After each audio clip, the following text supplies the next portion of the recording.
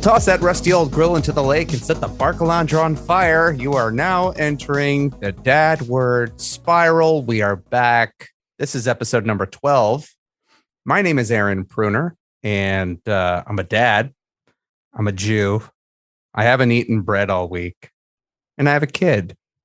And with me is my co-host Eddie, who is not a Jew, but is a dad. I'm a dad.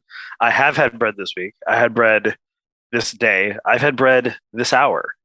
I'm jealous of your bread intake. I know. Yeah. Today's for those cheat day. people who are listening, this episode's not even going to go up on Passover week, but we're recording smack dab in the middle of Passover. And this is the first Passover in a long time where I am really trying to stick to the rules. Usually it's like I get to day 2 and I'm like, fuck it, I'm eating a sandwich. You know, the other day my wife bought me a treat. She brought home donuts, completely forgetting it was Passover. But Is your wife Jewish or is it just you? No, it's just me. Just you? So let me ask you. So you're really trying hard this year to stick to the rules of Passover. And this is no disrespect, a legit question.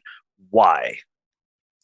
It's a great question, actually. Before I answer that question, I should probably say thank you to Dragon Wagon Radio for hosting our show. And if you enjoy listening to the Dad Word Spiral, please go on iTunes or any place that you can find your podcasts and give us a rating and review, because that really does help our visibility for the show so we can make more of it. Answer your question. You know, the older I've gotten, especially now that I have a kid, the idea of tradition feels more important to me.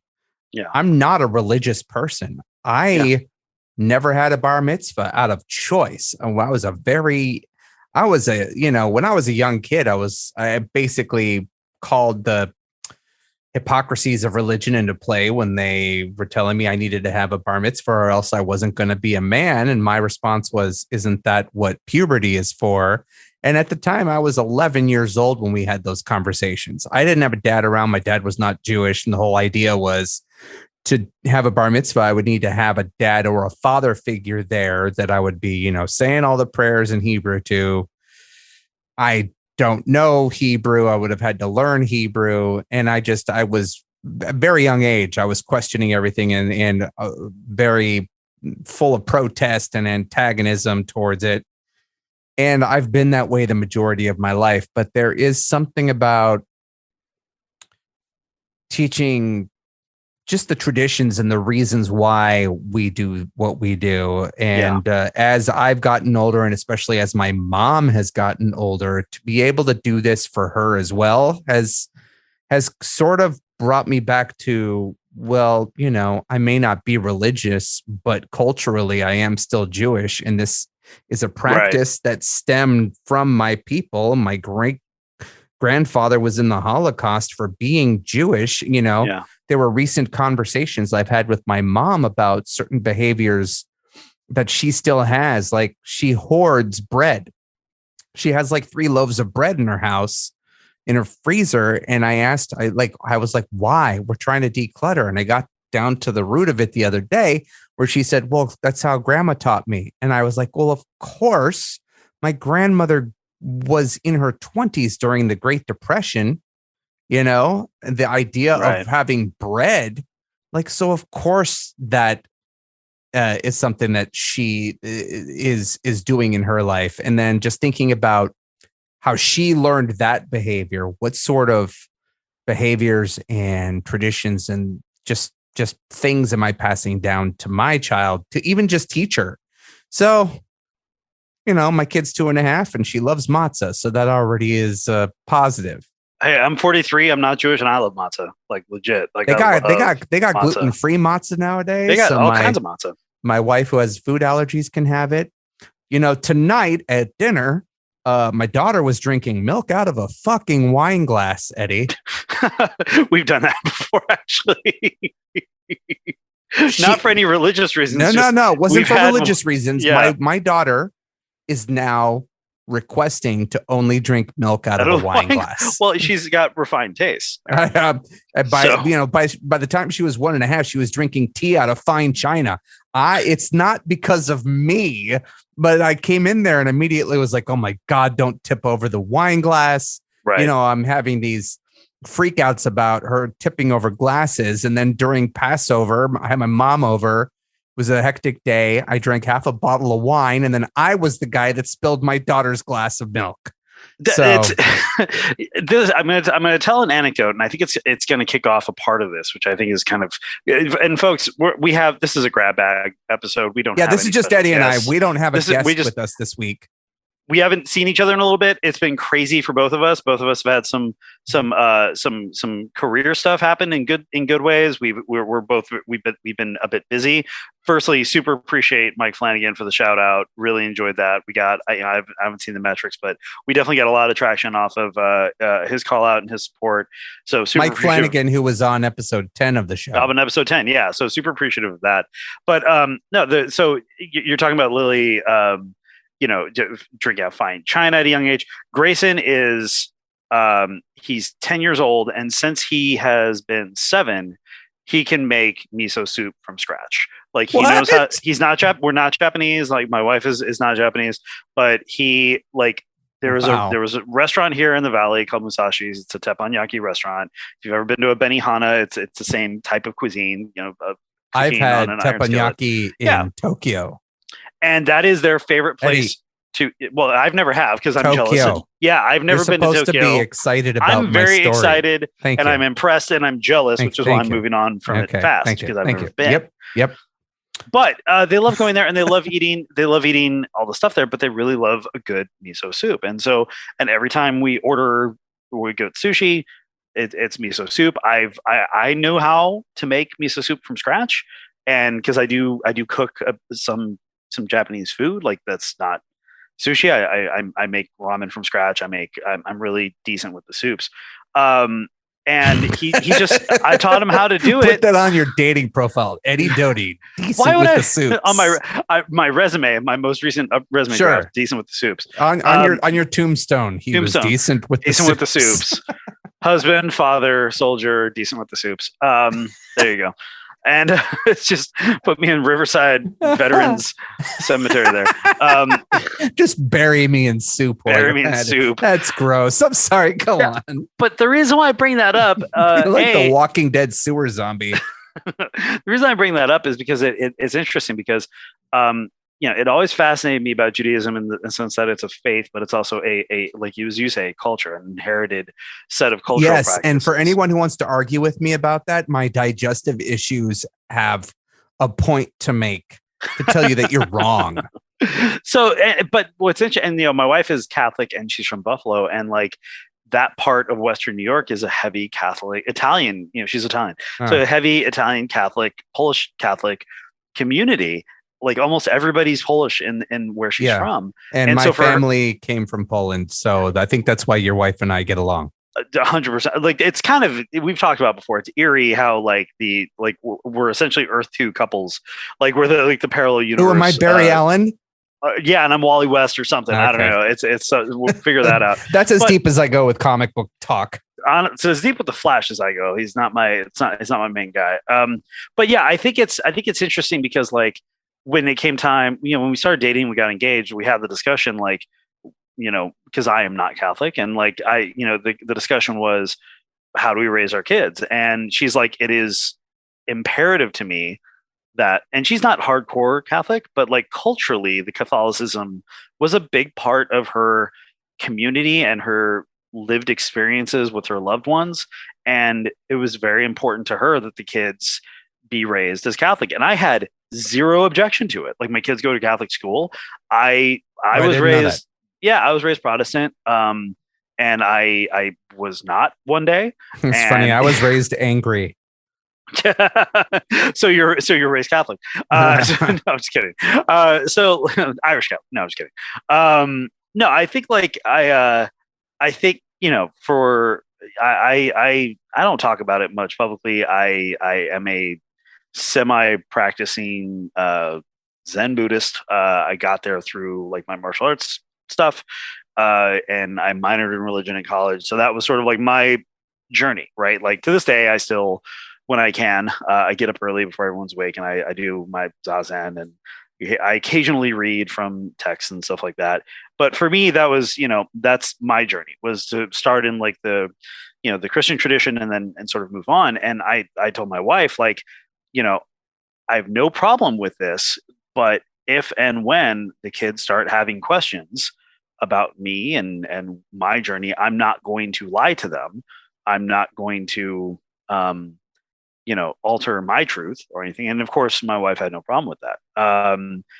That said, like when we're at a table and with my in-laws, and they're not like super crazy practicing, but on Christmas or whatever, if they say grace, I'll say grace with them. Like it's no skin off my nose. It doesn't offend me. It doesn't, so. I am obligated to do that with my in-laws. The thing is that, and it's a resentment that I try so hard to keep at bay. Sure. But they don't ever remember Jewish holidays. Right. They always expect me to hold hands and pray to Jesus during the Christian holidays. But, I'm going to be seeing them on Easter, and I'm sure they're going to not say anything about it. But at the same time, I know that my inclusion there means something to them. You know what I'm saying? Right. It's respectful to them, and I'm not paying this respect to their beliefs and to the practices and culture that comes with the religion to get the respect back. But there is still that little bit of me where my grandmother, I know it's from her. I know it's her influence where it just comes out and it was like, I'm going to hold you. You're going to wish me a happy Passover. Sure. But I get what you're saying. I really do. And, I had those conversations with Kelly too. And we came to the conclusion that we were going to let Lily decide ultimately, but we are exposing her to both because you have to. Yeah. Right. Exactly. She has Christmas children's books. She has Hanukkah children's books. She has Jewish, we're trying to explore her to all. She has other books that explore different cultures and talk about different ethnicities and people of diverse backgrounds, which I think is really imperative, especially given the direction our country has gone recently. And certain people in my in-laws have followed suit in that direction. So to be able to really put forth, to fill her repertoire with the knowledge of there being more than one way to celebrate the world and to interact with it at this young age, I think is important. Yeah, no, that makes a lot of sense. Like it's even on a religious front. I'm sorry I interrupted you, but I mean, no, it's okay. I'm not a religious person, but just also any religion, I believe, speaks to the culture that religion came out of. Right. So that goes back to cultural practices and also how it informs you as a person, the family that you came from, your own history, and the way you interact with the world. So, yeah. I think that's right. I mean, like, and I'd be curious, like, for our listeners, like, if you want to share, you certainly tag us at Downward Spiral on Twitter, but like I'd love to hear from our community and see, interfaith marriages, as it were, where there's one person practicing, whether it's two separate religions or one's not practicing and others practicing. I'm always curious to hear more about that. Also, if you, we have a Discord, we should probably plug more, but I don't understand that. I do. I get Discord. I like Discord a lot, actually. All right, then you can plug it because I don't get it. I will plug Discord. If you go to Discord. Remember, I'm the guy that didn't understand Dungeons and Dragons appeal on the internet. Okay.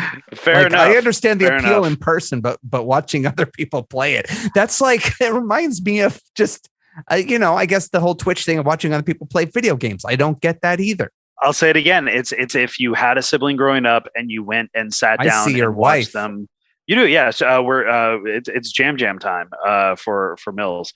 No, but if you like have a sibling that you enjoyed like watching play video games in their bedroom, and I did. Then if you know that experience, or if you've ever had like a social experience with just like friends over and you play a game, then yes. Let me tell you what my experience was. Growing up, I was the first person in my building to get video game consoles. Sure. Because my mom bought me a Super Nintendo or a Sega Genesis. She let my friends in the building come over, but only let them watch me play. She would not let them play video games with me. So like, they'd come over and be forced to watch me play 2-player games by myself. But even then, like there's something fun about that. I remember one time, our friend Damien Wiesbach, one of my bestie friends of all time. We helped his mom move, and it was me, him, our friend Eric, and a bunch of friends at the time. And like, we helped his mom move, and then she took us out to dinner, and then we all took our leftovers and we're like, let's go back to Damien's house. He'd just gotten a PS2. PS2 was, I think, a few months old at the time. And he had SSX and like a few others, and Tricky. It was cool. Yeah, exactly. So we had like this fun group experience of like passing the controller around, but watching every, you know what I mean? Like I do, but there's something about doing that in person. When you do it in person, it's kind of like a similar thing of having a movie watch party with friends, you know? When you're doing it over the computer, there's a disconnect. In my mind, there's a disconnect between you sharing that experience with a friend instead of just you watching someone you don't even know playing a video game. So that's where I get a little lost. I get you. And for some folks, that's just never going to be a thing, right? But for some folks, just that connection, that parasocial connection is of course. Strong. I used to work in the building that the old G4 was in. And I remember in getting Santa Monica. Yeah. That was Chelsea's old studio afterwards. Yeah. Yeah. I worked in that building when MTV owned it. And I remember getting a tour of the building, and there was a whole row of employees whose job it was all day long to play video games so that they can record footage of them playing video games. And this was way before Twitch. And I still didn't get it, but you know, anyways, I'm getting off topic here. You want to talk about we have Discord? No topic, man. Yeah, no, no Discord. It's join us on Discord if you want to join the chat and add to the conversation. We're always interested in hearing from folks. I actually had I want to talk about this because I think it's something that you've experienced as well, Aaron, like where people approach you after like listening to some of the episodes. Not that you and I are changing the world. I'm not saying that. Fuck you, Eddie. I'm changing the goddamn world. But I was sitting, I'm going to bring up his tag here because I'm following him now. I'm following him on Instagram, and he's a friend of mine on Instagram now. I know who you're talking about. You know exactly what I'm talking about. So what happened was I had taken I had to go to I have a new job. I had to go to Vegas for a few days last week, and I came home Saturday morning, and I hadn't seen my kids, and I took all three of them, Millie in the stroller, and the boys just on foot. We walked it's about 3/4 of a mile. We walked the 3/4 of a mile to a park, and then after we played at the park. Kids got very sweaty. After that, I promised them on the way home, we could walk a slightly different way and get a Starbucks. We get a Starbucks. We're sitting outside on the bench, and a gentleman, a tall, gentleman, I'd say around our age, he comes up to me. He's like, "Hey man, do you have a minute?" I'm like, "I'm with my kids, but yeah." He's like, "Yeah, I see that, and I see that you're with your kids, and you got 3, and you're handling them.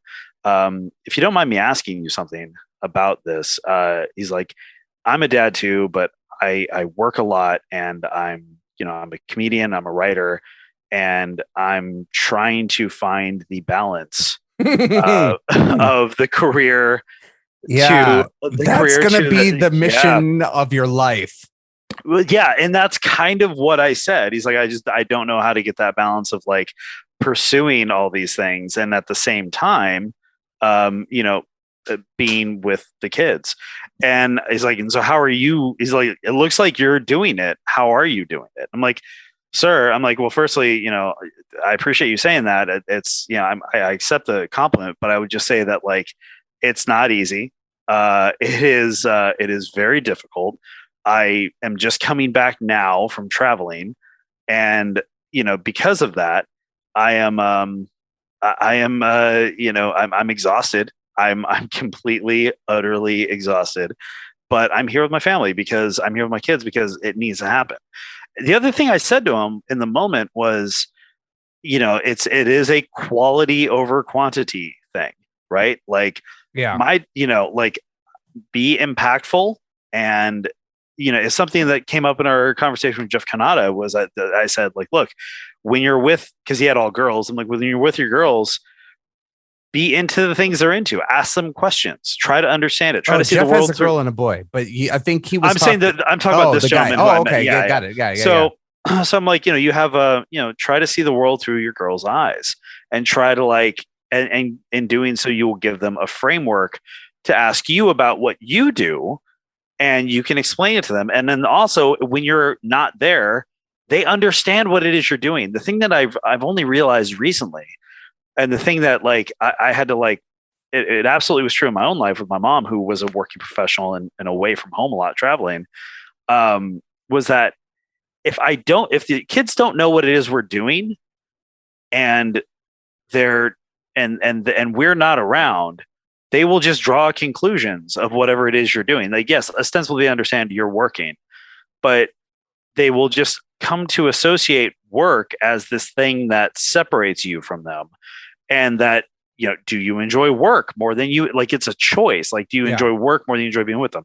And like, it's having, I think kids knowing deeply knowing what a parent does, I think is huge. So long story short, we talked for a while. It was a brief conversation, but it really was impactful. And it just reminded me, like, these conversations still need to happen for a reason. There's still not enough discussion amongst dads of all kinds to have, and like, for some reason we're just so desperate for these conversations, right? Like, we're just so starved for it. When you talk about the quality over quantity and it has to happen, it also speaks to the character of the man who is becoming the dad. And that's true. There are a lot of men out there who do not view it that way. 100%. I still am, and we've talked about this before, but I'm still am faced with people inviting me out to things, just thinking that it's the mom's job to do the stuff that I am also doing. Yep. And it makes me think also, I think about my dad a lot. I never knew my dad, but one of the things I discovered about him before the pandemic started was that he was married 5 different times and had kids in every marriage he was in. Right. So I have multiple half brothers and half sisters, including a guy who was put up for adoption, who I found on 23andMe. No, it was ancestry.com. I found through ancestry.com, who was trying to find people he was actually related to and answers about his father, because he never knew his father. And I was like, oh boy. And I was starting to have conversations online with him. And then he's in Nashville. I think there was a big storm in Nashville that happened and they ran out of power. And then the pandemic started and I had to cancel my ancestry.com membership and all that. But the idea that as a man, if you're getting into this role of, or just, as just a person getting into the role of parenthood, to be open to the fact that not only is this going to change your life, but you have to be able and willing to step up to the constant responsibility of just knowing that this has to happen and you need to keep yourself open and available to take on this responsibility on a daily basis is a big thing, because a lot of people out there end up just kicking it aside. And I could tell now, at least, I can imagine now that my dad, through all of his disease, through all of his addiction, through all of whatever problems he was having, he got married 5 times. I think he was trying to chase his idea of what a family life was supposed to mean in his mind. And I don't know what was driving him psychologically to constantly ruin those relationships or to go back to the drugs and alcohol. But the fact that he got married over and over again, kept building up this idea of what a family is, kept having kids, and then leaving. Yeah. I mean, that speaks to a bigger issue that I think a lot of men are struggling against in our society, of just this idea of men leave and women are stuck with the brunt of the responsibilities and the journey of parenthood without the support. and without the partnership? I think about this a lot. And I kind of one day I figure one day we'd end up going here a little bit. Like my father was older when he met my mom and he had me. He didn't have me until he was 41. That's because, as a young man, he married young when he was in the military. He was stationed in Germany. He married a woman after she became pregnant with my brother Steve, who's no longer with us. And they had a fairly tumultuous marriage because it was not like really rooted in like love. It was really just kind of rooted in whelp and Well, they divorced at a young age. And my brother Steve was born here in America, and was raised in part by my grandparents. And meanwhile, my dad was still in the military, so my dad was stationed all over the world, in Vietnam and all this other stuff. And he met his second wife, Jane, who, when he was living in China or Taiwan, I should say specifically. And, my father was very blunt about the fact that his first wife, Ursula, it was never meant to be like a big romance thing. It was just sort of, it happened, and, they kind of both immediately regretted it. And my heart broke for Steve because it's gotta suck to, have that. But his second wife, Jane, Guichet was her real name. It was clear how much my father adored her, and how much they were just massively in love. And she passed away when my brother John was 3. And so by the time my dad met my mom, who was a young single mother, had my brother Dave, she was young, but like wise and kind of an old soul at this point. And, my father, I think, recognized that he hadn't, he didn't really have a lot of chances left. And like, he had to really grow up a lot. Certainly being a widow, and then having to raise, 2 boys from 2 separate mothers who didn't really know each other. And he had to like forge weld a family together, kind of like a blacksmith who has to take like individual strips of metal to make a single billet. He kind of had to do that with a family, with my mother's child, and then they had me, and I'm the thing that they had in common, like in terms of children. I'm the only child from my mom and dad, but I have 3 older brothers. So for me, it was like I always got this sense from my father. That's got to fuck around with your identity, with your sense of identity. We were talking earlier about bloodline and tradition and family history. Like, dude. Yeah, it's no, it did, because like you become aware at a very young age that it took the death of someone for me to exist. You and I both have that in common. We do, buddy. I when you were telling me about that part of like your history, I was like, oh fuck, it's coming, and it's here. So like, and so my brother John, who's still alive, and I love him dearly. He lives in Vegas. He has very vague memories of his mom because he was 3 when she died, and right. I was the only one of my siblings who was raised by a mother and father in the house. You know what I mean? And my brother David had my dad as a stepdad. And, what's that like, being raised by a mother and a father? These are questions and I know that's a heavy question to ask, but that's also something I've never really asked anyone. And I don't have that experience for myself. I'll tell you what I ask myself all the time growing up, which is, why do I get to have a mother and father? What is so special about me that I get to have this that John, Dave, and Steve did not? I ask myself that a lot. Well, that can just open yourself up to feeling guilty. Oh yeah, totally. And it did, man. It totally did. And it also but at the same time, it absolutely impacted my relationship with my brothers at various times. John and I were always cool. Like, John and I were like, there's 10 years between John and I idolized that dude. He was like the coolest motherfucker on the block. Like when I was like 5 and 6, he was 16. He rode a motorcycle. Like he listened to the Police. He did karate. He was just my idol. Steve was just intensely bitter rightly so, towards my dad. And like, and that absolutely 100% impacted our relationship. I happen to look a lot like my dad. And so that didn't do him any favors.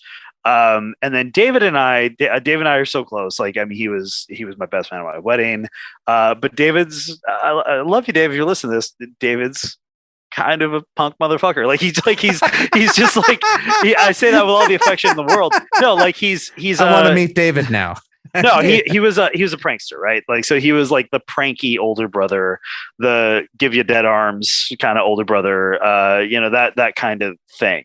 I don't know what that means, but I'll go there with you. Exactly, right? So it's like, and that's the other part. It's like, there were times, and you commented before recording about workout stuff. It's like, I grew up skinny as a rail, skinniest and the smallest of like 4 kids, and like, I've only in adulthood like gained any modicum of athleticism. And David had he had the age, he had the size. It was very easy for him to pick on me. And I used to like resent that, but I would always say like, well, shit, at least I have brothers, right? Like, yeah, at least I have this. I knew a lot of kids who didn't. So it's always one of those things where I had a very unique childhood that I, in terms of like my family composition, that none of my peers did. And it was always like, okay, always just be grateful for what you have, be grateful for what you have. Sure. And it wasn't until adulthood where I started to interrogate, like, but was it really okay? Like, was some of this stuff like okay? Was, yeah, we did the best we could, but does that mean I have to accept all of it as okay? And the answer is no. Like, I can be grateful for all the things I had, and at the same time say, and these things about my childhood were unacceptable. Danny Fernandez, comedian. I only casually know Danny.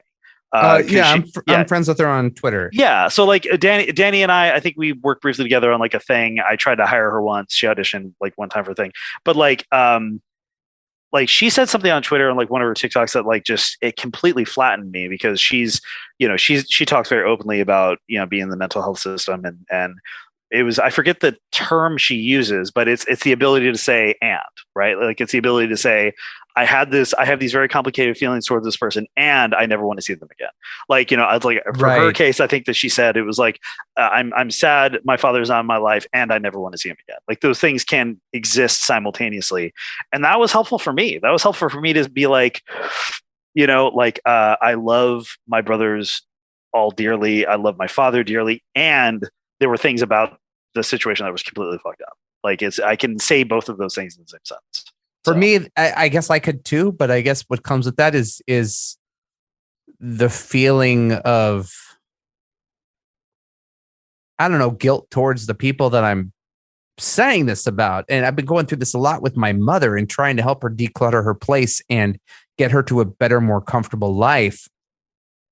But in doing so, I'm uncovering psychological triggers that are deeply rooted in her that she can't acknowledge that I am seeing in myself. And so then to say any of those statements, it kind of digs into me personally, because there is a connection between my psychology and certain triggers in my life to my mother, to my grandmother, that I am working so hard to not connect to my daughter. Does that make sense? It makes complete sense, man. Like, do you let me ask you this, and feel free to tell me to fuck right off. Hey, fuck right off. Okay. No, ask the question. Yeah.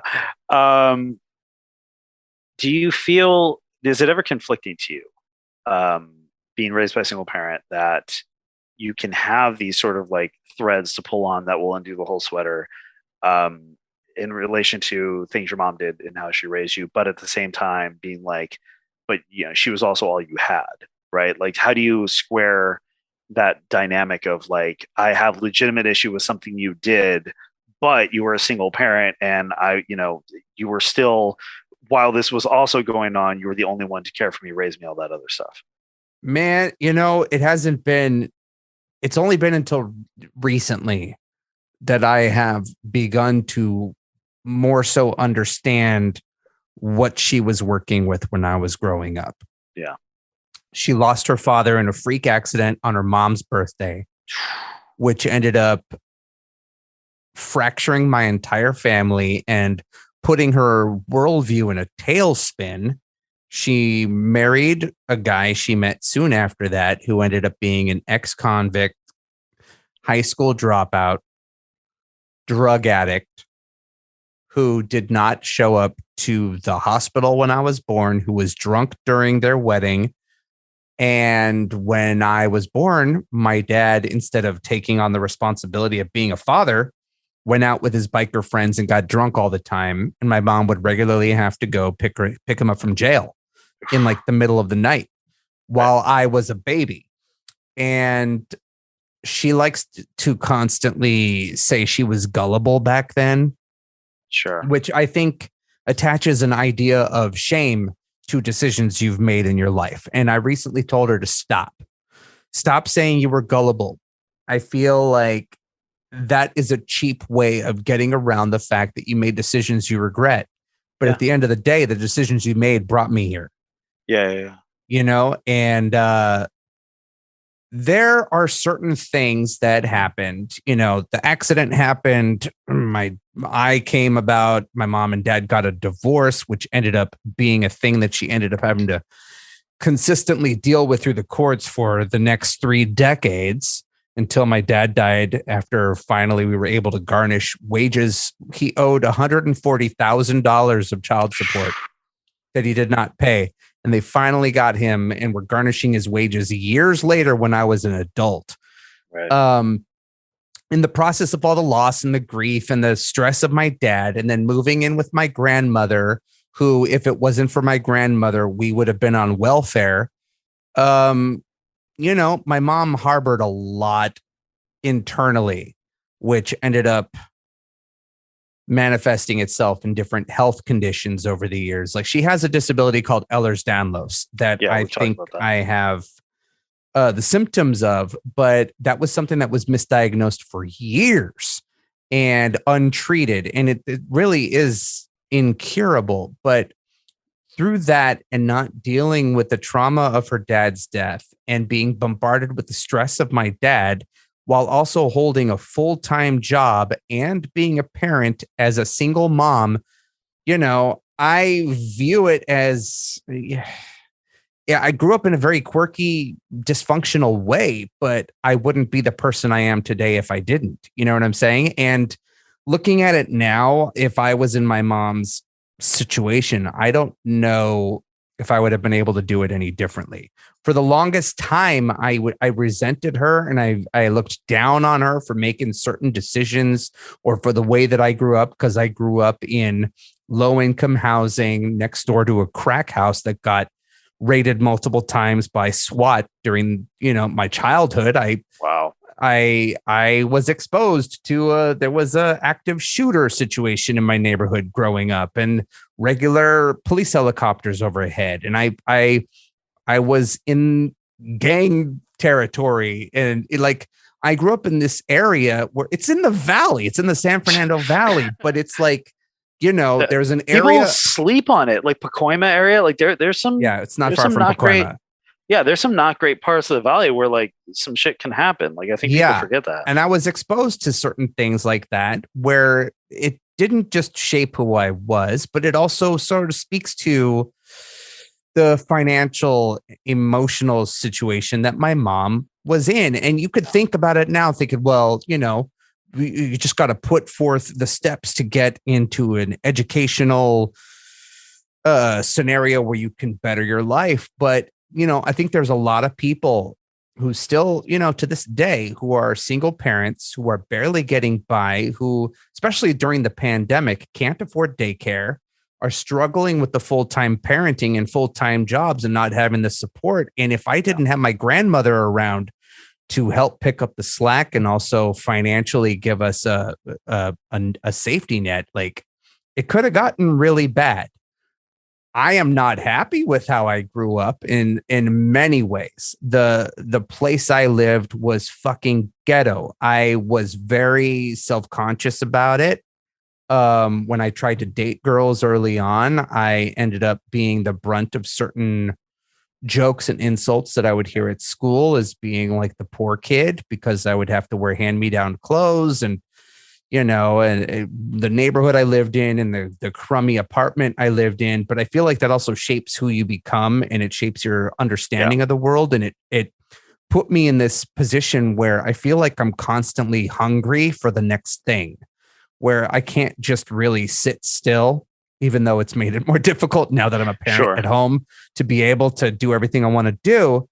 But, to come back to that, I feel like, my mom did the best she could. We talked about this recently.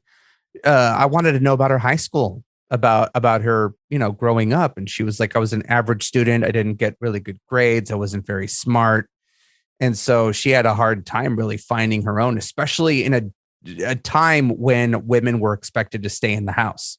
My grandmother completely expected my mother to find a man that could just support us. And that was just her whole thing. And my mom didn't want to do that. When you think about the generation my grandmother came from, that was it. That was the goal, right? A woman was going to find a successful man to marry, that they were raised with the idea of that is what women do. Men go out and are the breadwinners, and the women stay home and raise the children and cook and stuff. And for my mom to just like deal with the trauma and then just go head first into trying to make it work, I got to give her, a lot of credit for that, no matter how difficult and challenging and upsetting to me it was at the time.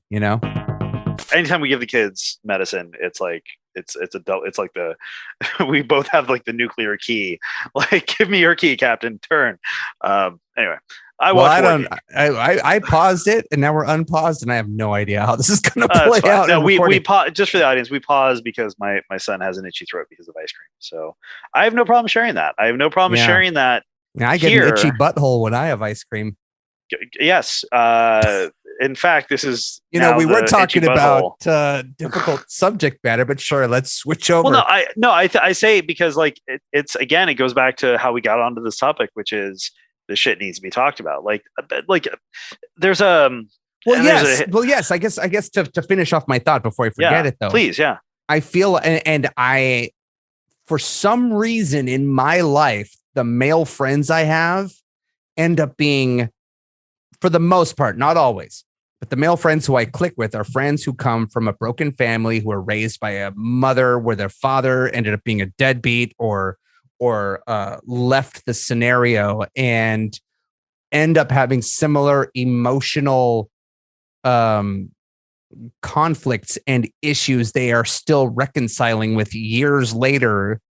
And I have a friend right now who's dealing with that with his mom. And it's getting to a point where it frustrates him and it causes fights all the time because deep down he sees it in himself. Oh my God. Oh, yeah. And I've been going through that. But for me now it's reflecting on why I'm getting upset and to maybe trying to get to the root of fixing it in me, because I can't fix and change my mother, but at least I can acknowledge it. And it's been taking me on these trips, reflecting a lot about growing up and being bullied and beaten up and the violence I grew up around. And, the constant messaging that my mom raised me with was don't, avoid confrontations. You have a temper like your father. And we recently had a conversation about her being someone who operated from a place of fear, which, is really understandable given the huge accident that happened that caused you to live in this world where you are afraid you're going to lose other loved ones. Yeah. But, I realized recently I have this constant fear that Kelly is going to take Lily on a drive somewhere and they're never going to come back, that some accident's going to happen and they're never going to come back. And I only recently realized that that's probably because of all the reinforcement I got as a child about my dad being a bad person and my grandfather being killed. I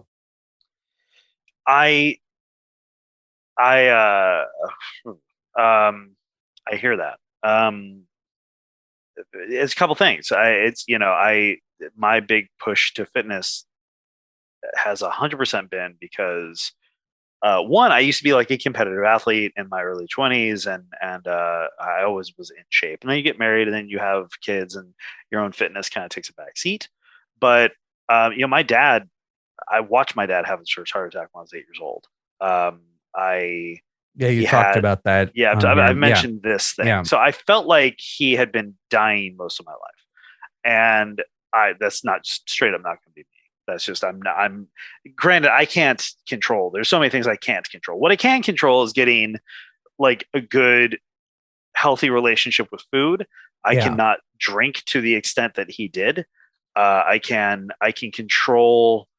There's so many things I can control that I owe it to my kids to do that. I was not even 9 when I was pulled out of school and taken to the VA in West Los Angeles, sitting in the lobby as my dad had emergency triple bypass surgery, not knowing if he was going to live or not. And Grayson has made it past that age. Yeah. Riker's 2 years away from that. Millie's 6 years away from that. That's like an internal benchmark for you, isn't it? Yeah. 100%. Right. And now I get it.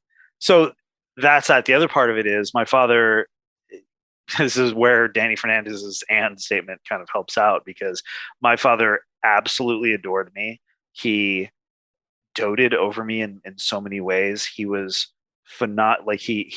he was so proud of me and all the things I did.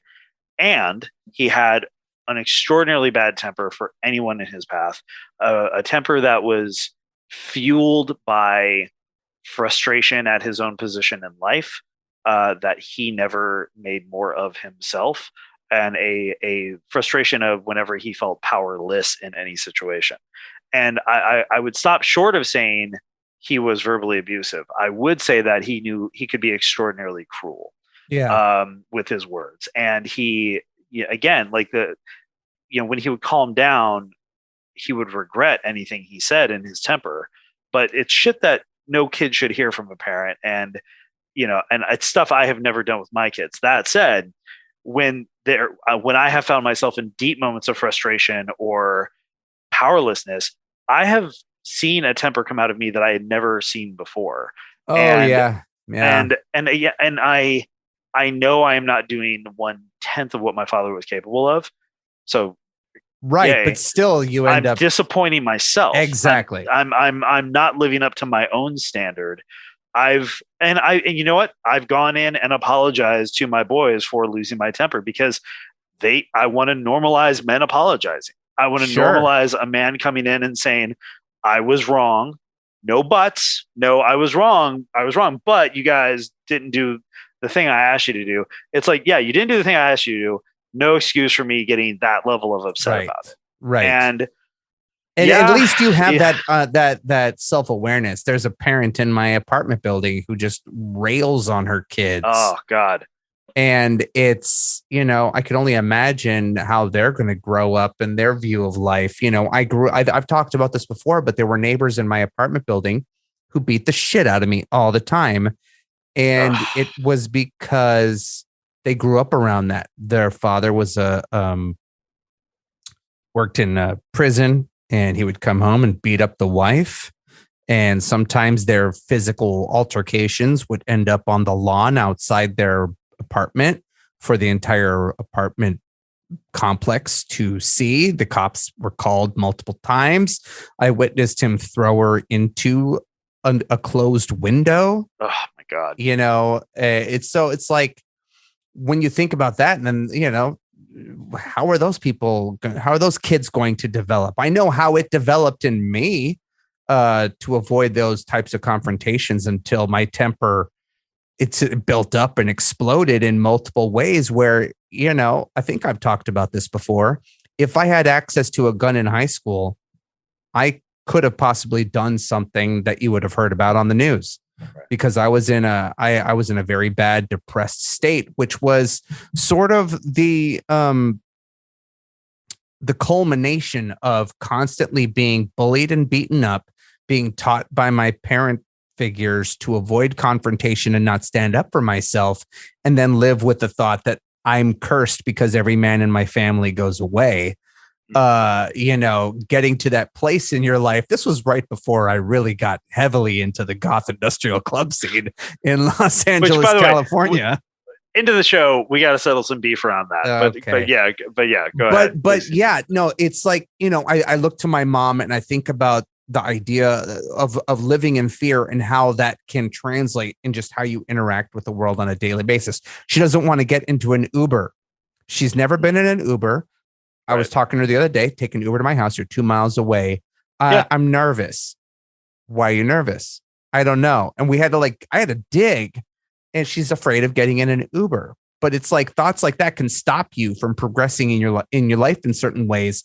But being surrounded by that all my life growing up, something in me switched when I went into therapy, where it's suddenly not about being stifled. You know what I mean? If there is a problem in my life, figure out the solution and fix it.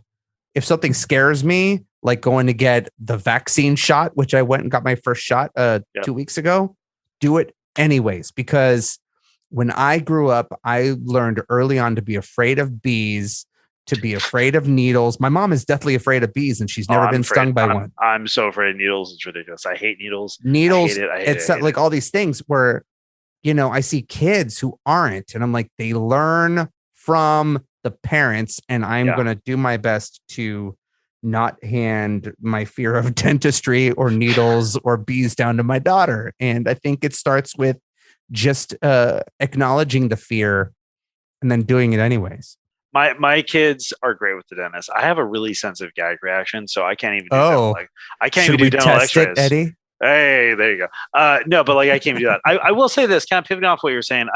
I too experience, bullying both from, my brother and also from kids. But I will say this, I moved around every school year. I changed cities every school year because of my mom's career. So just a quick sample, the trajectory of first grade to fourth was Santa Rosa, California, Orlando, Florida, Long Beach, Newport Beach. That was first, second, third, fourth. So focusing in on two areas there. Third grade, Long Beach, San Pedro area, 1987. The crack age is hitting the West Coast. I'm going to school in Long Beach in 87. I'm going to a Catholic school, not because my family was Catholic, but because the schools around us were just so freaking distressed in that bad or in that moment that my parents felt like that was the only option.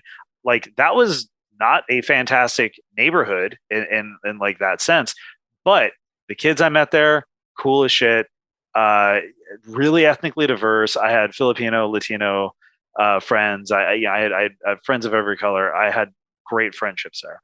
We moved to Newport Beach, California. Really affluent. I lived on Balboa Island. Still love it to this day. Very, very affluent, which is coded for white. Oh, yes, I know. All the Balboa Island kids, we had to take the bus to Newport Beach Elementary. And it was like a 45-minute ordeal for the bus to make its way to the island, pick us all up, and then get over to there. I have never been as a kid, more afraid of getting the shit kicked out of me than I was by all these rich, entitled white motherfuckers that absolutely that were just and it was like fucking Lord of the Flies, dude. Once the bus dropped us off, it was just, and they were all friends, but we were just constantly getting into fucking fights. I was just getting the shit kicked out of me daily. I got in my first fight where I actually won in fourth grade because I just kept kicking a dude in the nuts over and over again until he just stopped moving. I did that too. Yeah, because what else? When you're skinny, what else you got? You got that and eyes, and you're not as big of a dick to go for the eyes. So you just keep kicking someone in the nuts that. But that hardened me. That shitty, or what was supposed to be this nice, beautiful environment. We had this beautiful home. We had good money at the time. Man. I'm send me back to fucking Long Beach, man. I don't mind stepping on crack vials on the way to school as long as I don't. That's because I feel and that was kind of similar to the neighborhood I grew up in. It was hard, but the kids in that neighborhood grew up with the sense of we have to work for what we get. There was a sense of authenticity and connectiveness in the struggle to make it. Yes. Where I had to take a 2-hour bus, two different what was it? The RTD back in the day. Before it was the MTA, it was the RTD, the Rapid rapid transit district. I took two public buses to school and from school. It was like I was busing myself to the nicer neighborhood, to the nicer school. It was a prep school, dude, and it was so shitty. The things I learned there just spoke to the lesser Angels characters. Of our nature. Yes, that. Yes. Yeah. But, anyways, I think we should pivot to a different topic because we've been, again, this is a ramble hour that we're doing. Before we decided to, that we were going to start coming back this week, one thing you wanted to talk to me about that you told me about briefly was the idea of transitioning back into society. Now that it feels like the pandemic may be coming to an end, and we don't know how far off, but there is a light on the other. There is already conversations here about taking Lily to Disneyland for her 3rd birthday in September. I got my first COVID shot, my first Moderna shot 2 weeks ago. And, the thing that Jeff said was it's easier going into quarantine and coming out, Jeff Canada, when he was on the show. And I keep thinking about that. Today, Kelly and I were talking about how Lily has no friends her age and the idea of daycare or at least trying to have play dates. And Kelly said, but then I worry that I'm not going to trust the people who are going to take care of her. And I'm like, well, isn't that just the crux of being a parent who can't be with their kid 100% of the time? Yeah.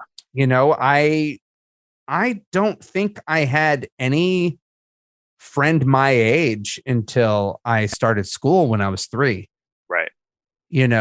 But I see it. The other day we took Lily outside and a neighbor kid is about half a year older than her. And you could see that Lily just wanted to interact, but didn't know how. Right. And it's heartbreaking. It really is to see the excitement and the interest in a kid's eyes to interact with another kid their age, but not have the tools to do so. And then you as a parent being stuck, not sure what the appropriate steps to make are because we are currently in this reality where we're still wearing masks and still unsure who to trust and who to let in. Even aside from being in a pandemic, just our culture right now is very untrustworthy of your fellow man. You know what I mean? And so when talking about acclimating back into some semblance of normalcy, I have no idea what that would look like or what to expect, but I would love to hear your feedback. Like, what type of conversations are you guys having? I mean, my kids, my boys know what COVID is. Like they know what COVID is. They are back in school. My kids are attending school. Is it online? No, it's a teacher. I'll send you a video, but like they've got cubicles with glass things around them. They're masked up all day. The teacher is behind. I think the teacher is teaching remotely. But they're for the kids that are opting to attend class, they're doing that. And just that has made a world of difference. I was walking for you or for them? For both. I mean, for us, it means I can get work done and Rachel only has to manage Millie here. And when Rachel goes to teach in the evening, like at that point, the kids are like easier to manage than during the daytime. Right. Okay. So Millie isn't even at the age yet to go into school. That's definitely not. I've never been through this experience before. So the idea of having to eventually figure out where to put Lily and just say goodbye to her and just like hand her off.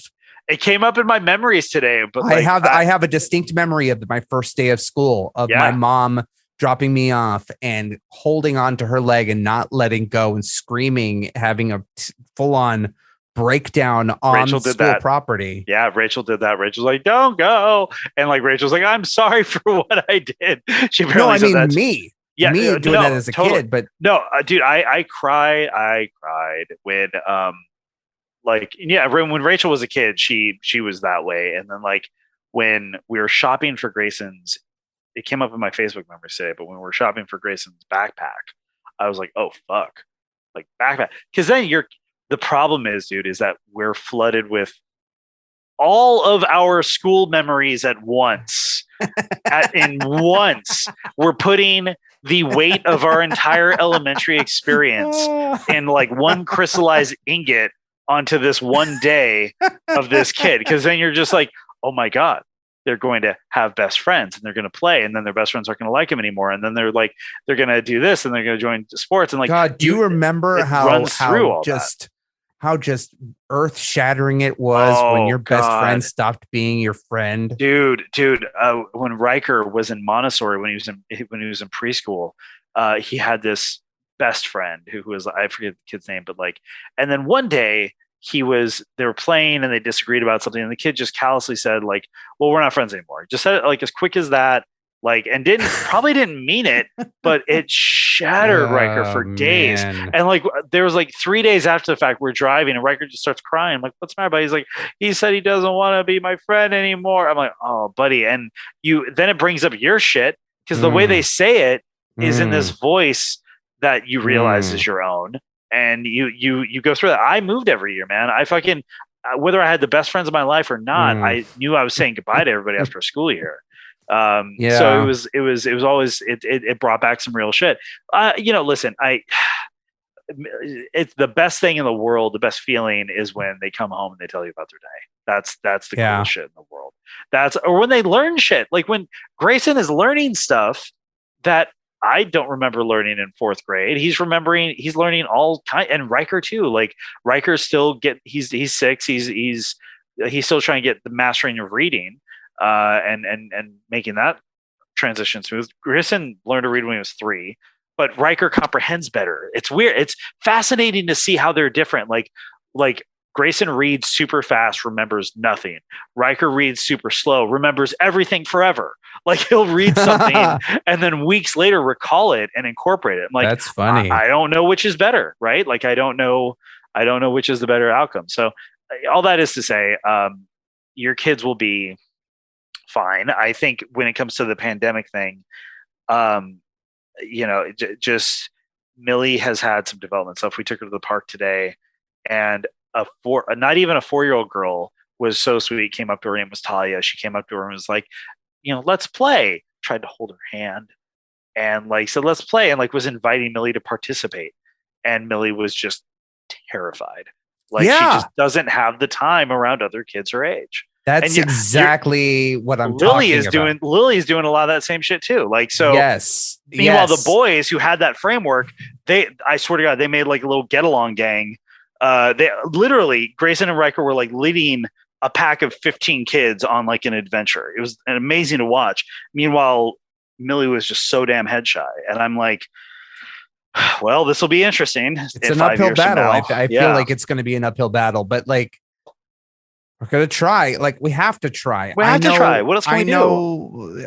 I know that when you're isolated from people as a kid, you can grow up and yearn to stay isolated, which can have both positive and negative effects on your psyche. And it can translate into not being equipped socially or professionally to interact with peers or coworkers. Right. But fuck, just as a kid, like, taking her to the park, every time a kid gets close to her, at least the last time I went, it was like, emergency, pick me up, and then I feel completely distraught. Right. And overprotective and following her to do everything, where then I watch my wife do it and she's so more hands off than I am. And I might be super protective because I never had a dad around or didn't have the thought or preparation that I was going to be a parent. I never really interacted with children. That might be a part of it, but I have to constantly put my overprotectiveness in check. And I don't know how I'm going to be able to do that once things are open back up and we do put her into whatever school or daycare scenario, but it's going to happen soon. I'm now working this full-time situation, at least right now. And to balance that with what my wife has going on here while also being there for Lily, it's challenging and exhausting. you know? Yeah. Yeah. I don't even know what Disneyland's going to be like in September. Isn't it like some crazy shit where you just like pay to walk around the damn park? You can't even go on rides right now.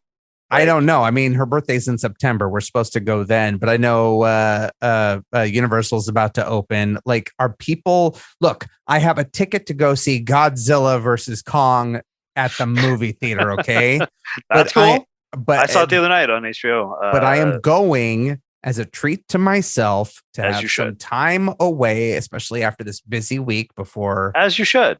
Yeah. But still, that even feels like a huge risk to go into a movie theater in a scenario like that I haven't been in over a year.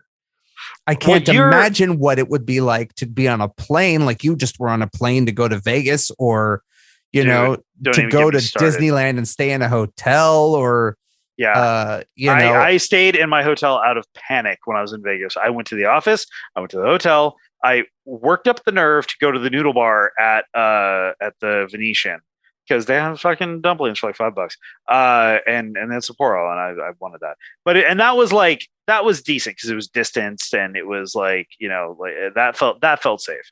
But holy fuck, this was like the first weekend that people in Vegas said like it returned to normal. The number of people I saw there, in their credit, the vast majority of them were totally cool with the mask, but it just so many people. I looked out my window onto the strip and saw just the sea of people. It felt like any other night. I'm like, what the fuck are you doing? Like, Jesus Christ. And this is happening when like France is now in complete lockdown again for 3 weeks. And there's surges in different places. Like to be talking about reopening things.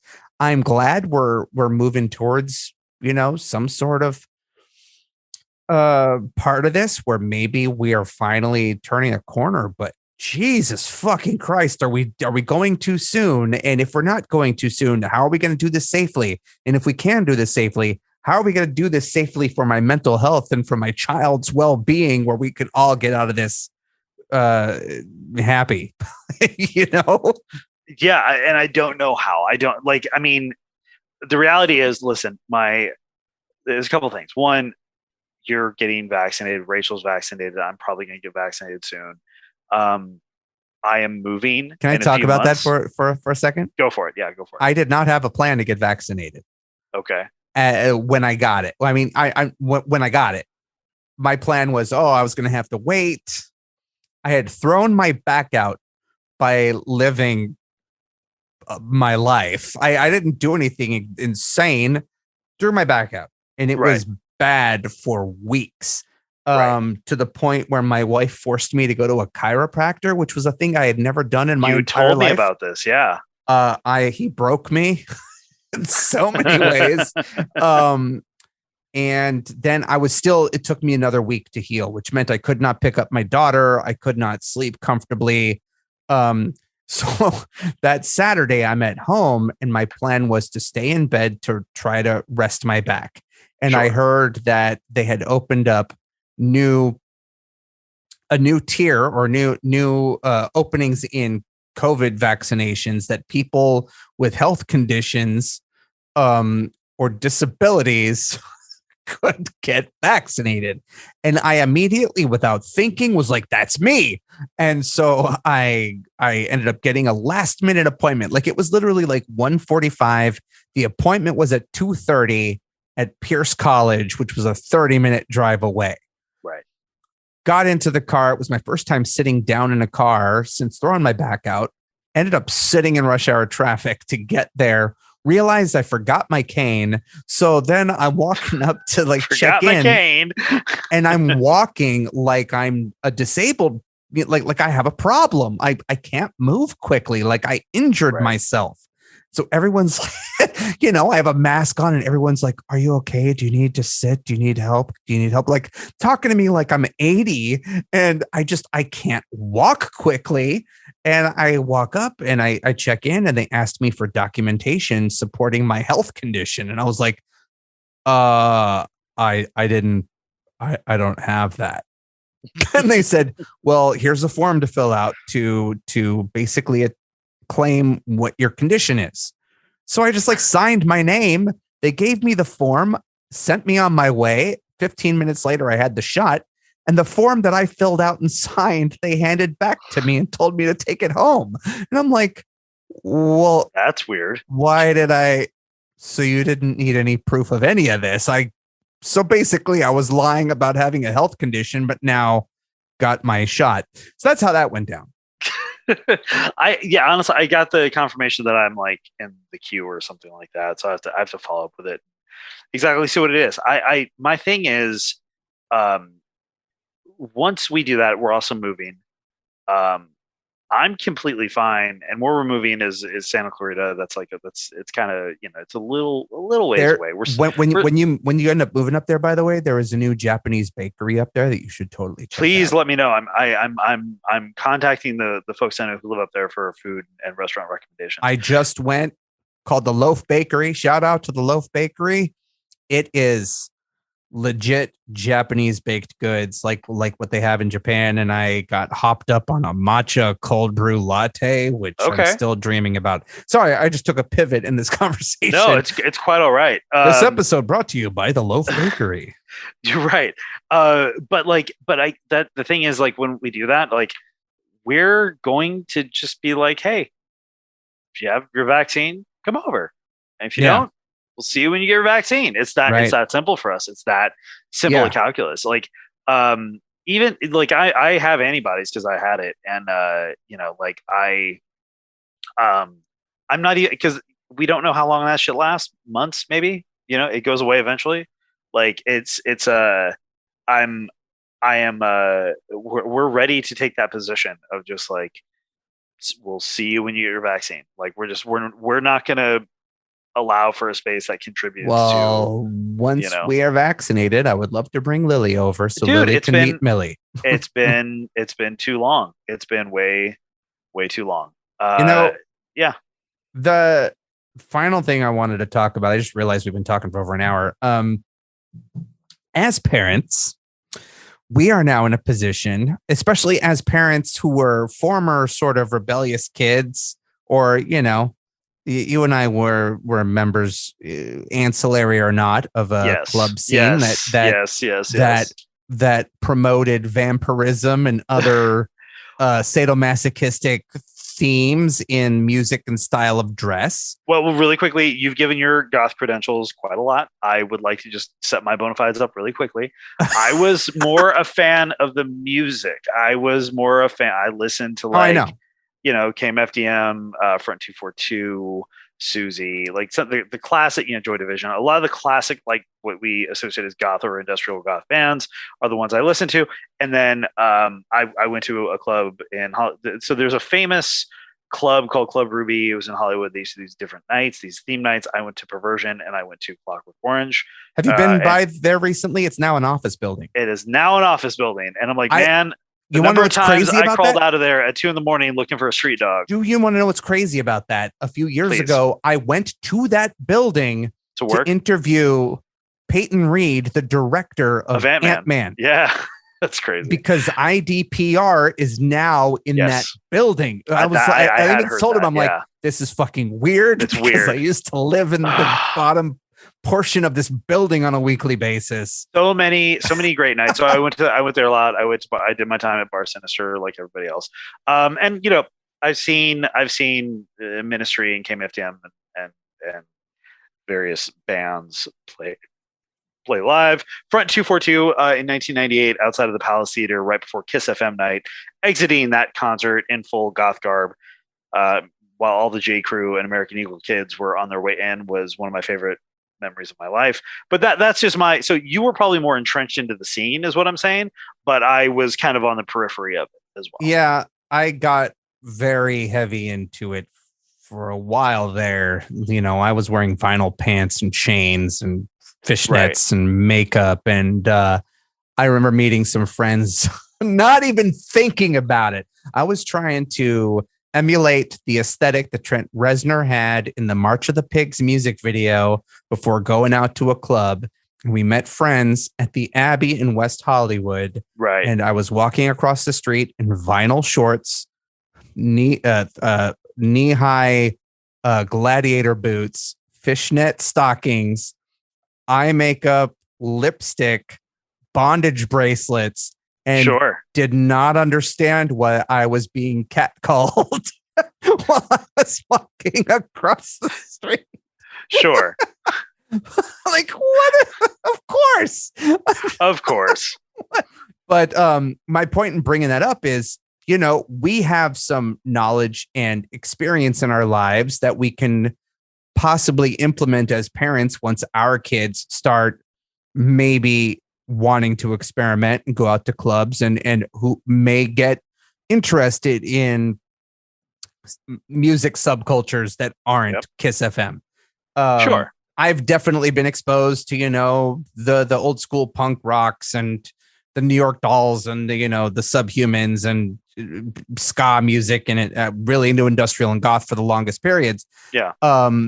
My reason for bringing that up is we have a certain understanding and sensibility, I think, to how the world works. And you and I both grew up in a time when there was a satanic panic in the 80s. Gen X, baby.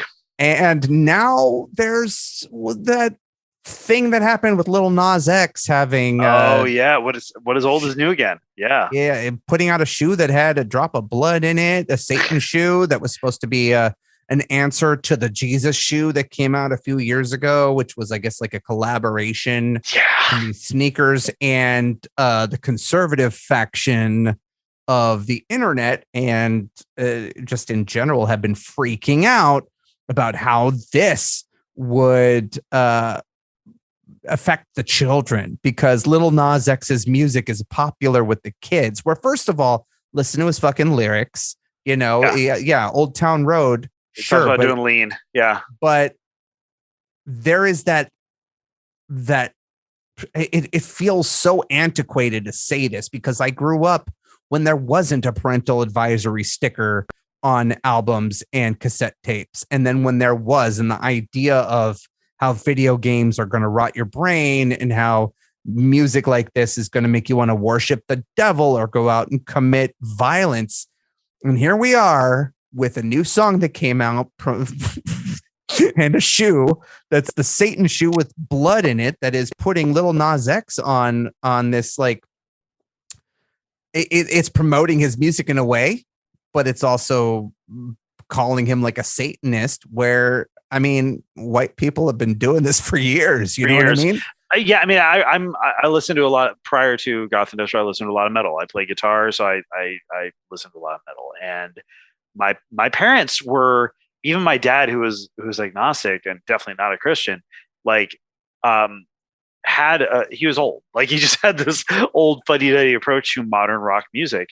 And I remember he walked in my room as Use Your Illusion 1 by Guns N' Roses was playing, and a song called Get in the Ring came on. And if you're unfamiliar with the song, it's barely a song. It's basically an expletive-filled rant from Axl Rose, challenging Bob Cuccione Jr., the editor of Spin at the time, as to a fight, calling him all sorts of horrible names and abusive language. My dad walked in right when that happened, and my dad just said, destroy the tape. Just straight up, just destroy it. Yeah, this was probably the same time I was listening to No Vaseline by Ice Cube. Yeah, I was listening to way worse. That's the thing. Like, I was listening, NWA was on heavy rotation.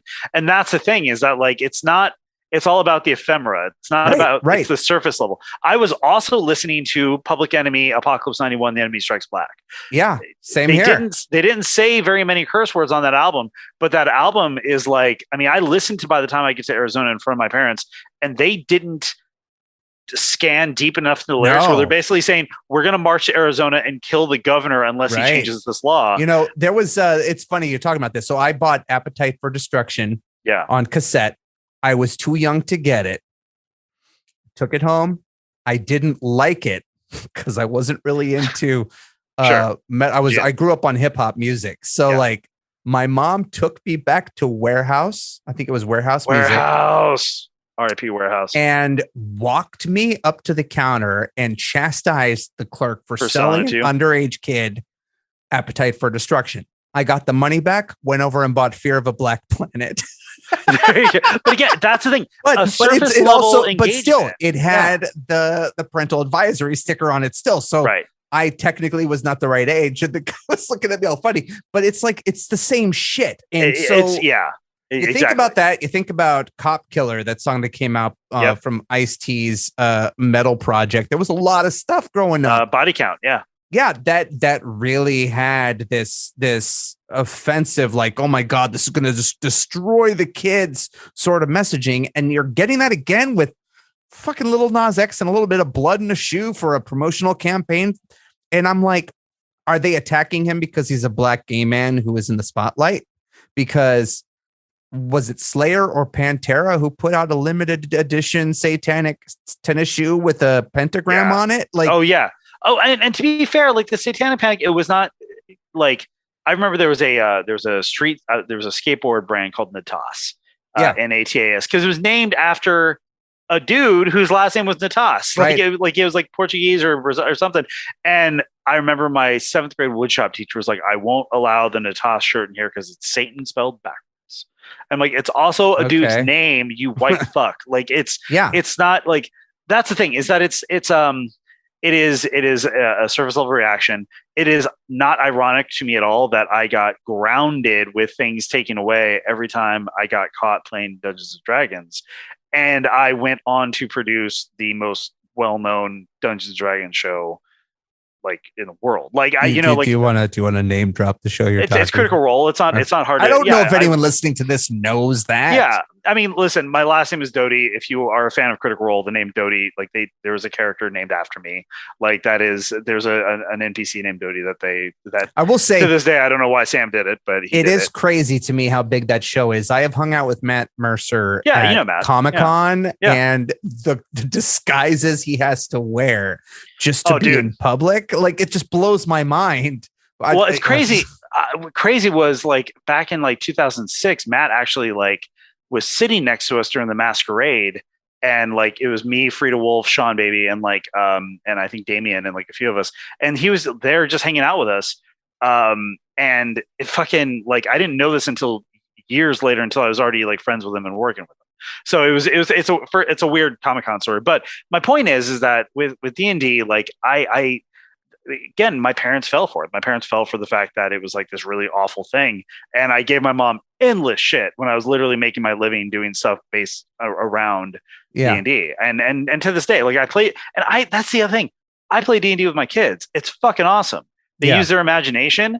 It's so healthy. That's what it is, though. I feel like that is the involvement of the parent to understand the media that their kids are, attracted to or enjoying or listening to or trying new things. Like, my mom, for all of her faults, was super supportive of me putting black lipstick and black eyeliner on going out to clubs. She thought my outfits were fun and would take pictures of it. And I was embarrassed about that. But when I look back on that now, I'm like, I feel like that's the best that it could have been, And so when you think of like shit, so awesome. like the Nas X thing, or anything else that adults continually for decades point to as corrupting the minds of our kids, like, maybe you're afraid of it.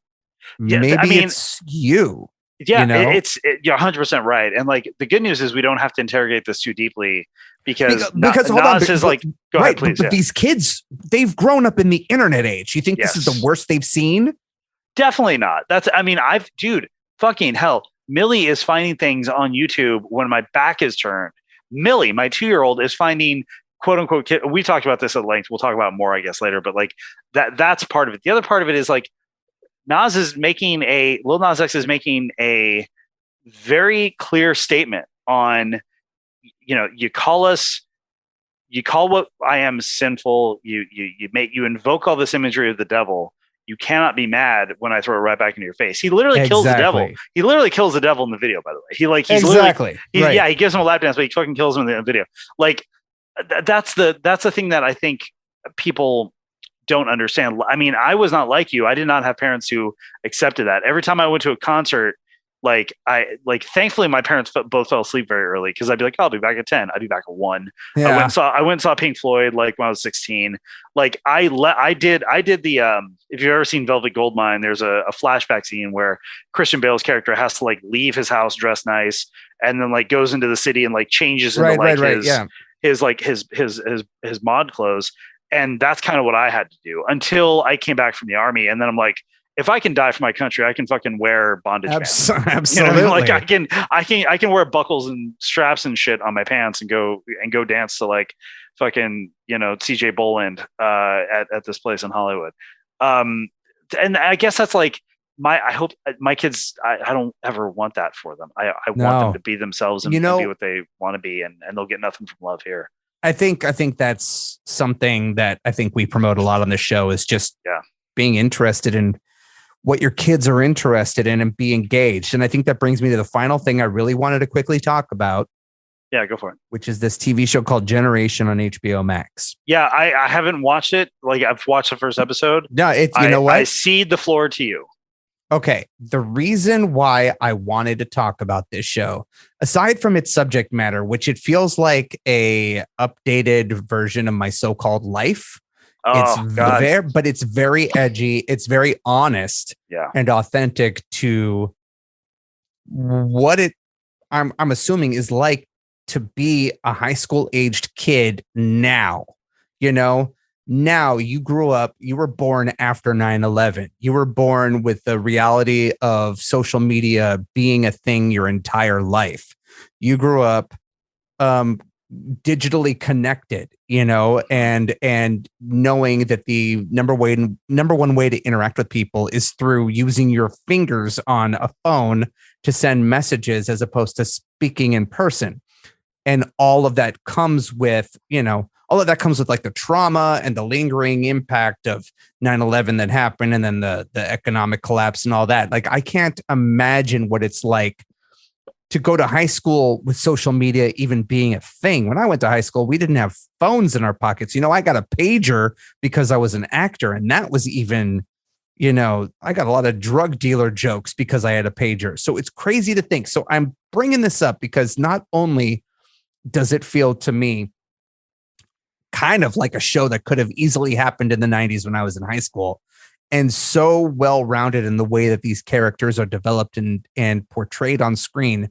What I find super interesting is it was created by a man named Daniel Barnes and his 17-year-old daughter. I love that so much. Which is insane to me. Yeah. It's insane to me because the dad is like our age, right? He seemed pretty young looking in the press conference we had. He might be close to 50 or in his 50s, but to be able to have an openness to sit down and have these conversations with your kid and to mine their lives and their experiences and the stories that they take from their, life as it has happened to them thus far. And then combine your sensibility as an older man who has worked in TV to bring these stories to life in an authentic, honest way is scary to me. Like, I can't even imagine putting myself in a position where I am openly sitting down with my daughter who wants to make a TV show and mining her experiences of her life unfiltered. The bravery on both sides of that equation, right? And I think that ties into what we were talking about of experiencing and being open to what your kids are into, right? Yes. This is this type of like back and forth inclusive conversation that they are having as writers, as storytellers, but also this sort of, I don't think it's autobiographical, the story, but it definitely is informed by this girl's life and her experience in high school. And I would love to be able to be in a position to do something like this and see the end result be a TV show or a movie or whatever that speaks to the generation that my daughter is growing up in, and possibly also see reflected in this story my childhood or formative years in high school. But God damn it, dude, I don't know if I would have the patience. I don't know if I would have the emotional fortitude to be able to hear some of the things that she would end up telling me in whatever writers meetings we'd have. You know what I mean? Yeah. And the objectivity and like, how do you even like, how do you How do you not get upset and then judge her and then say you're going to go to your room for that, you know? Well, or like, how do you restructure Act 2, knowing that this moment is a deeply personal thing for her, but maybe doesn't work on screen in the structure that it's built in, you know, right? Yeah. Because like, as we're both writers in different capacities, and we both have had to, and me starting my career as an editor, it's all about this ain't working, got to cut it out, got to move it over here, we can strip mine this scene for parts, put it over here. Like those are the decisions I make with economy. But to do that with like your daughter's story, I don't know if I would have that in me. I would recommend, Drew McWeeny and I have talked about this book before. And it's a book I literally randomly found at a Borders. Remember those? I literally used to work at Borders. Yeah, I literally found it one day on a random Borders. It was in the film category. It was called The Film Club, which, by the way, like what a throwaway generic title. It's called The Film Club by this Canadian film critic named David Gilmour, not the Pink Floyd guitarist, different David Gilmour. He's a film critic for the Toronto Sun, I want to say. And the story was very simple. It was a nonfiction book. It was the story of him and his son who was failing and doing miserable in school at 16 years old and was desperate to drop out. Just, he was so miserable. There was no big overarching reason why. He was just completely miserable. And his mom and his dad his mom and dad were divorced. His dad and his mom met and were co-parenting. We're just like, we don't know what to do. And then his dad was finally like, you know what, let's let him drop out. And the condition is he has to live with me. And the condition is he's going to watch movies with me 4 nights a week. And we're going to watch movies and we're going to discuss them. And that was it. And the first movie he shows him was The 400 Blows, which if you know anything about film, you know why that's such a good spot on choice. And the end at the end of that movie one was a grind for me in film class. For a lot of people, but for a 16-year-old, that ending shot of him running towards camera in the freeze frame, and it's like, and at the end of the chapter, his son asked him like, what was he thinking? And he's like, I don't know, but you got to figure out what you're thinking now because you're that kid. And that set the tone for years of this. And the movie uses that as a way to unpack all the things his son was going through then and was going through and then eventually evolving towards, and about basically saying, I need to know my son as a human being and not as this thing that has to go through this thing that I have expectations of. I need to see my son for everything he is. And this experience is not just for him to learn a lesson or two that hopefully he'll, go back and get his GED one day. It's for me to understand him and what we had missed. And when I think about that a lot, I think about like in the day-to-day things, the normal parents-child dynamic. What are we as parents missing by following a conventional and a traditional father or, parent-child dynamic? What are the things we're not seeing? What are we missing out on because we're just following the structure that society has deemed correct? Of you go to school, I go to work, and then we come home, we have dinner, and then maybe we do an activity together, and then I tuck you in bed, and then we all go to bed. What am I missing in that? What am I not seeing of you?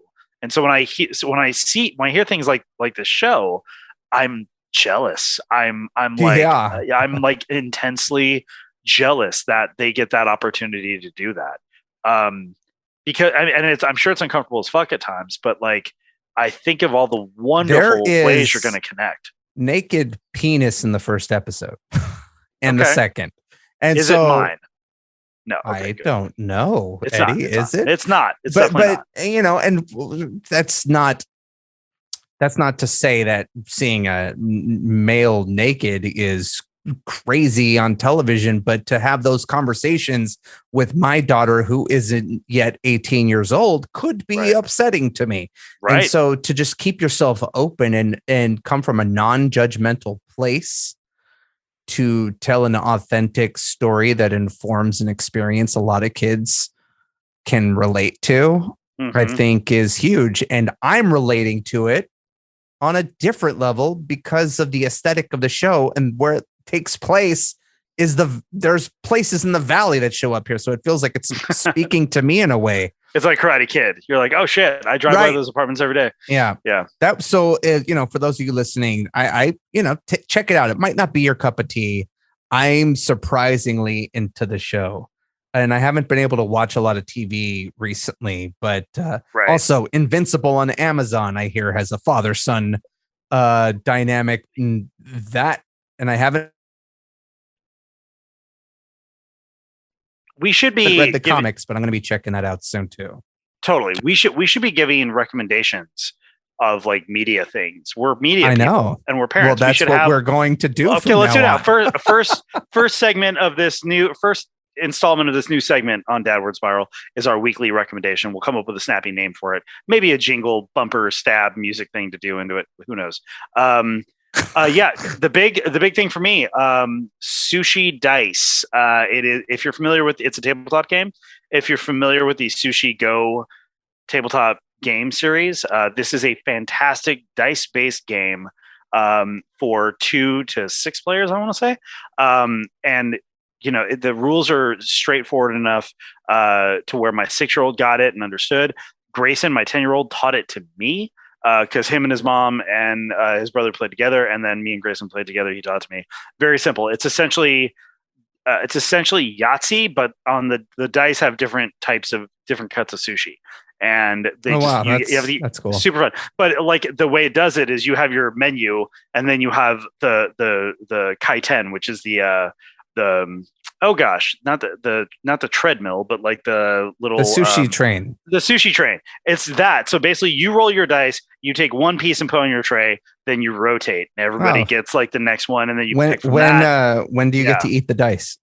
You never get to eat the dice. If you're Millie, you try to eat the dice at every opportunity, and then mom and dad scream and fish it out of your mouth. Yeah.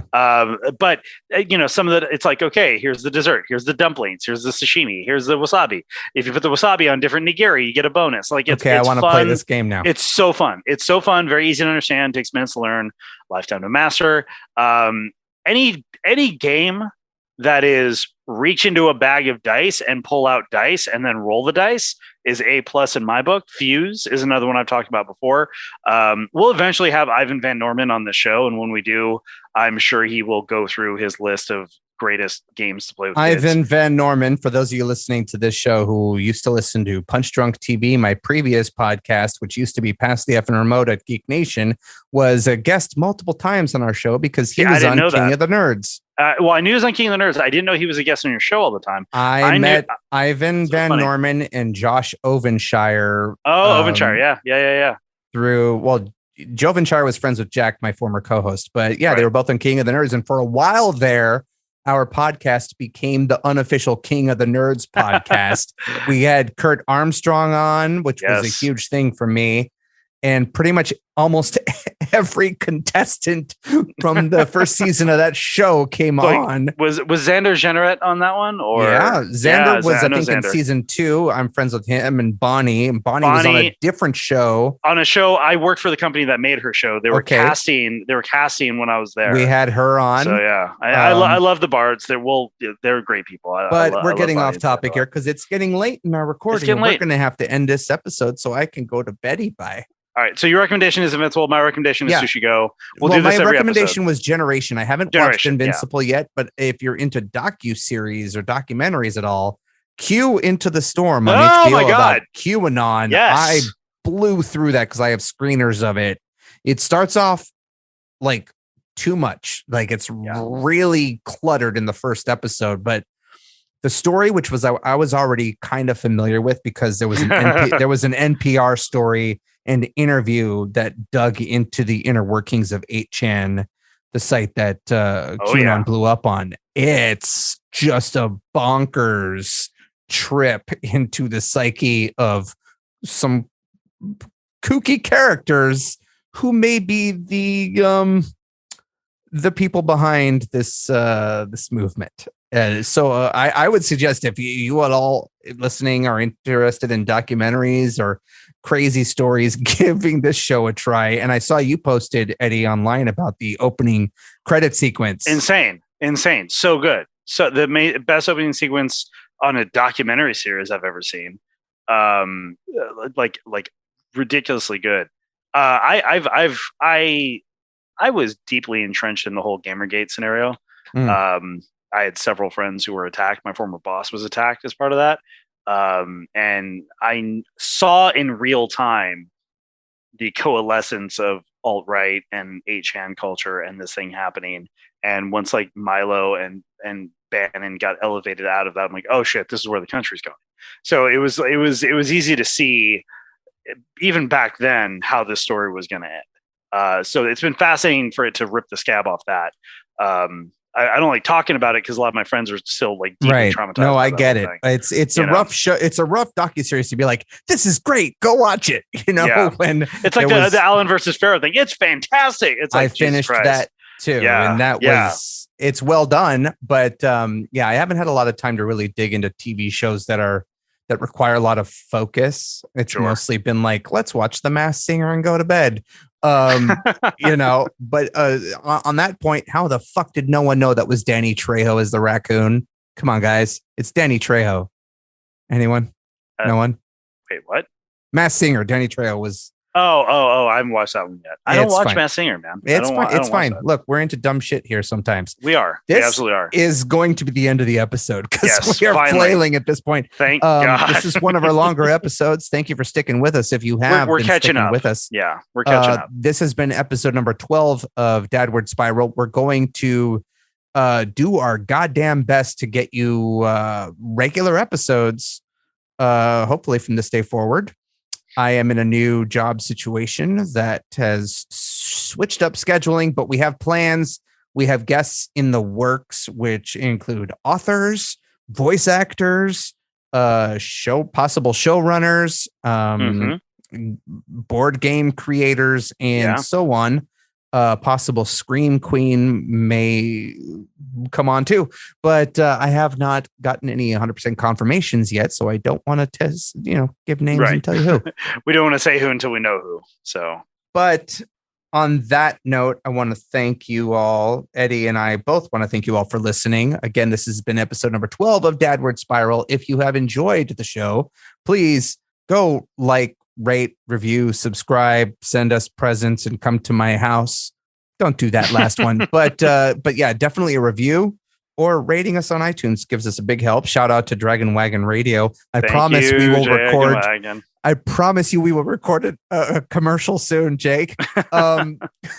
We still need to do that, don't we? Yeah. Okay. We do, and we'll do that. We'll do that this weekend. We'll find some time.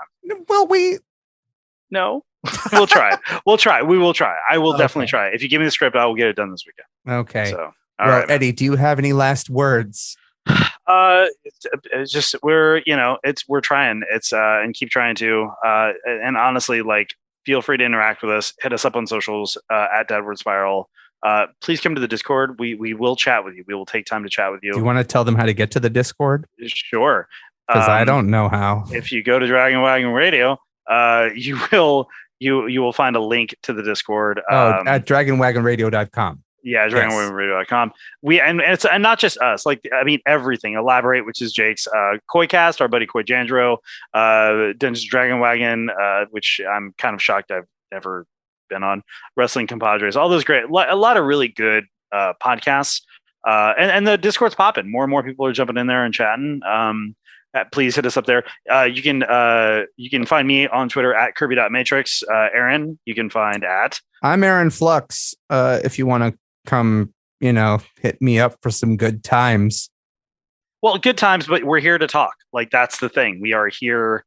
We did this whole that's thing. What the good times are, Eddie. To interact and engage. Exactly. Most people on Twitter don't go there for good times, so I'm trying to flip the script and offer some positivity.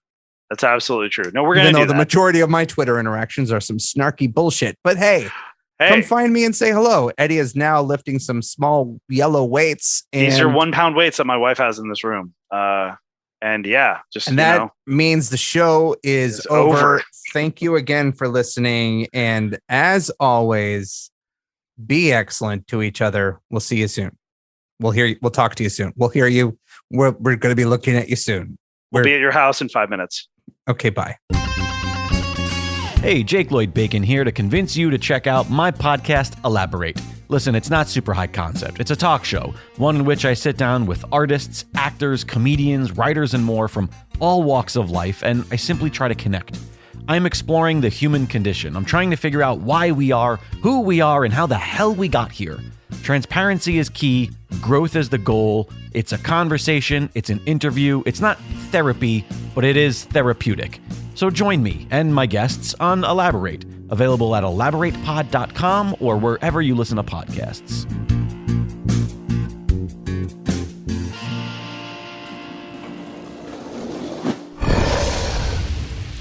It's Dragon Wagon.